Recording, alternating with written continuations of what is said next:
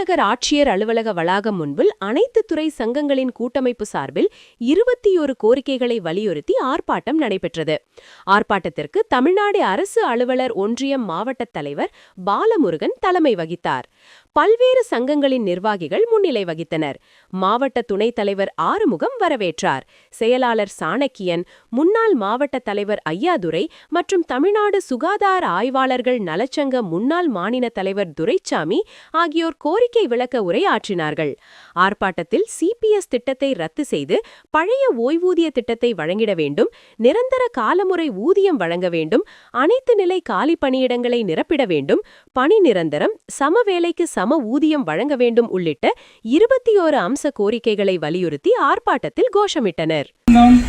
அரசு தொழிற்பயிற்சி நிலையம் இது போன்ற பல அமைப்புகள் சேர்ந்து இக்கூட்டத்தை உருவாக்கி சிபிஎஸ் ஒழித்து சிபிஎஸ் அறிவிக்க வேண்டும் என்றும் 21 அம்ச கோரிக்கைகளை எங்களுக்கு பைனான்சியல் நான் பைனான்சியல் என்ற ஒரு சில கோரிக்கைகள் உண்டு, அதை நிறைவேற்றுமாறும் அன்போடு கேட்டுக்கொண்டு இக்கூட்டத்தை வெற்றி பெற செய்ய வந்திருக்கும் அனைவரையும் நான் வரவேற்கிறேன். நீதி பணியாளர் சங்கம், அரசு தொழிற்பயிற்சி நிலையம் இது போன்ற பல அமைப்புகள் சேர்ந்து இக்கூட்டத்தை உருவாக்கி அன்போடு தெரிவிக்கிறேன்.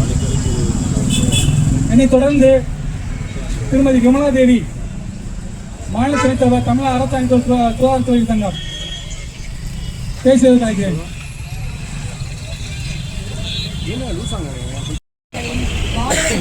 மாவட்ட நிர்வாகிகள் மற்றும் அனைவருக்கும் அனைத்து சுகாதார செவிலியர் சங்கம் சார்பாக மாலை வணக்கத்தை